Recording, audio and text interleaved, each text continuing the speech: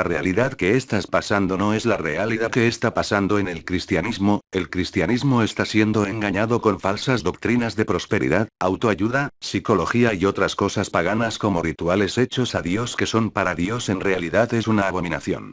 Lo que a Dios le importa es que estés arrepentido de tus pecados y limpio de corazón, para ser revestido de su majestad en el Espíritu Santo de Dios para que puedas soportar los días malos y dolorosos que nuestro Señor Jesucristo advierte para estos tiempos finales. Veamos lo que realmente está ocurriendo en el cristianismo.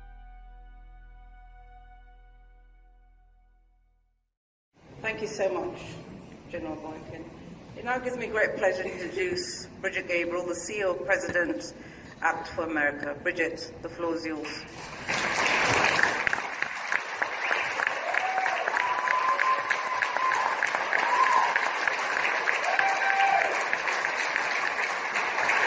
Thank you. Ladies and gentlemen, distinguished guests, His Excellency Dr. Caleb Otto, Ambassador of Palau to the United Nations. Special thanks for you, for your moral clarity and your courage to stand up and sponsor this event.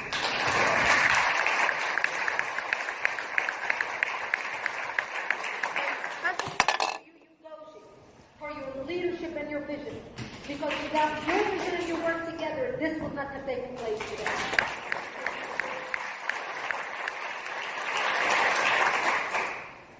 Before you here today as a survivor of Islamic terrorism. I was 10 years old when Islamists blew up my home, burying me under the rubble wounded. My only crime was that I was a Christian. At 10 years old, I learned the meaning of the word infidel. I had a crash course in survival, living in a dark, cold bomb shelter, drinking stale water, and having grass and dandelions for food. At the age of 13, I dressed in my burial clothes, waiting to be slaughtered.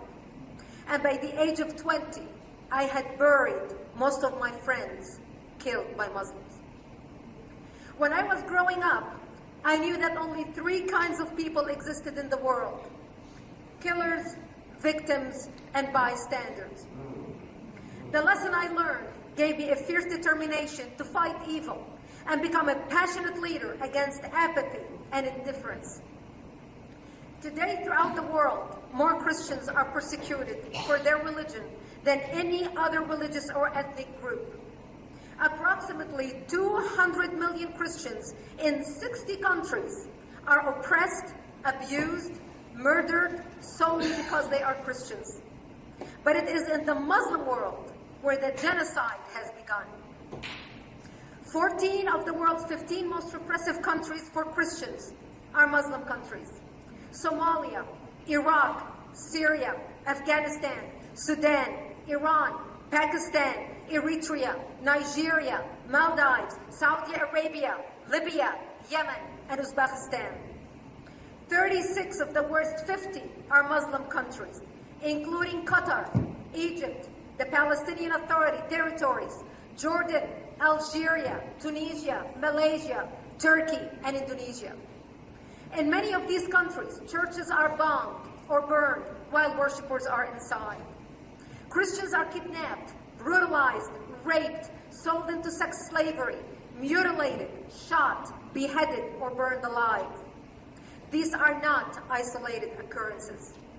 I read a story about a mother searching for her kidnapped son. ISIS fighters gave her some meat to eat and water to drink. When she asked about her son, they answered laughing, "You've just eaten him." I could cite hundreds of examples, each more stomach-churning than the one before. But I'll provide one example, horrific but also inspiring. In Iraq, 4 Christian children, all of them under 15, were abducted by ISIS and given a choice: conversion to Islam or decapitation. The children replied, "No, we love Yeshua," the Arabic name for Jesus. "We have always followed Yeshua." The choice was put to them again, and the children again chose Jesus. All 4 were immediately beheaded. I don't cite this example just for its shock value. I cited to illustrate the mindset. It is not just a mindset of murder. It is a mindset of extermination, especially in parts of Syria and Iraq. Christian communities that predate the arrival of Islam by centuries are being eradicated. Radical Muslims, whether Sunni or Shia, are not only killing or driving out Christians, they are systematically erasing every trace of Christian presence. That's genocide. Christians slaughtered by evil feel abandoned by humanity, forsaken by the world's conscience, and rendered dead by the apathy of the United Nations. Almost exactly 100 years ago, on April 24th, 1915, the first genocide of the 20th century began. On that date, the Islamic Turks commenced their campaign of deportation, murder, and starvation against Christian Armenians. Next week, as we observe that solemn anniversary, we should remember the repeated failure of the world community to act against genocide, even in the face of overwhelming evidence, and contemplate what can we do to stop genocide occurring under our watch. The world needs to be awakened to the fact that this is not just a matter of persecution of Christians. It is not an issue of right and left, of conservative or liberal, nor is it an American, French, British, Danish, Canadian, or Australian issue. It is one that encompasses all of us, including moderate Muslims. Radical Islamists seek to subjugate everyone who does not adhere to their version of religion. Just because we are not at war with radical Islam does not mean that radical Islam is not at war with us.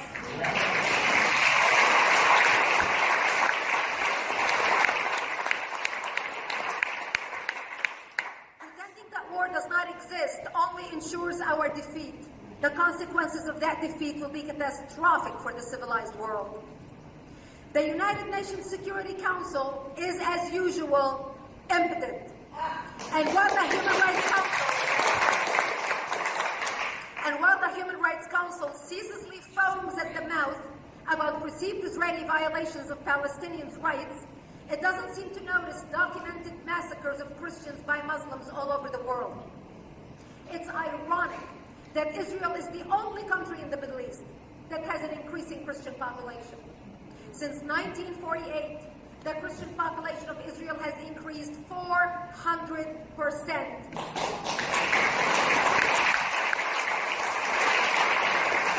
But outside of Israel, Christians are disappearing. At the beginning of the 20th century, Christians represented 20% of the Middle East population. In 2015, they are only approximately 4%. It is time to call evil by its name. Islamic jihadists killing in the name of their religion. It's time to throw political correctness in the garbage where it belongs.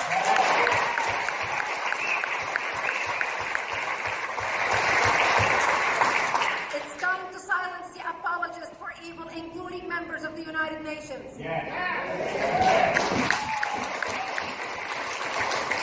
Today, history and faith meet at a single time, in a single place, at the United Nations, to shape a turning point in a world standing on the cliff of the abyss of intolerance, barbarism, and a new age of darkness. Today, the world is witnessing the mobilization of a barbaric, hateful army, more deadly than the Nazis. Even the Nazis did not feed children to their mothers. The world stood by in 1948, allowing the genocide of millions in concentration camps. Are we going to allow genocide under our watch? Is the United Nations going to have the blood of millions on its hands in the 21st century? Indifference is the death of conscience. Indifference is the enabler of evil. It is the weapon by which millions die, slow, painful death of being forgotten and forsaken by the world, as if they are exiled from human memory. In denying their right to live, we betray our own existence. Tolerating evil is a crime. Appeasing murderers doesn't buy protection. It earns disrespect and loathing in the enemy's eyes.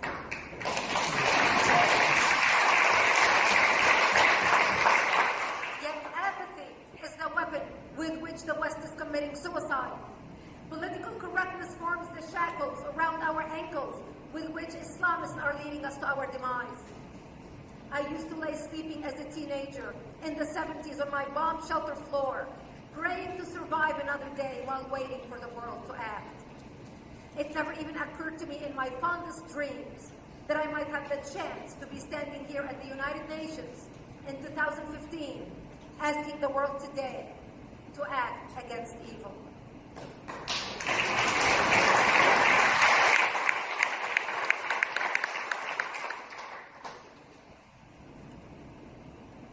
Several months ago, a close friend of mine made a remarkable comment. She said if we choose to look the other way, or choose the path of acquiescence, our grandchildren will demand to know why we didn't take action, and they will have every right to. Ladies and gentlemen, we are witnessing genocide, and we are compelled by simple human decency to act. It requires us to stand up and resist, as nations if we can, as individuals if we must. I, as the leader of ActForAmerica.org, the largest national security organization in America, with chapters in 11 countries around the world, am committed to whatever possible to stand up against evil. Join us. There must be no delay, no hesitation, and no compromise with our purpose to defeat Islamic radicalism.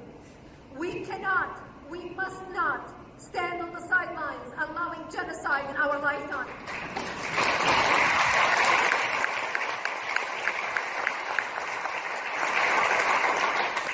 Thanks to all the people who are here today taking a stand at the United Nations, especially Act for America members and guests who came from all over America, Canada, and even Australia to make a statement. Not in my lifetime, not during my watch, not as long as I have a voice. I will not be silent. I will stand up and demand action. Together, we call on every member nation represented in the United Nations to take action. Our enemy understands only strength. I say, let's give it to them. Thank you.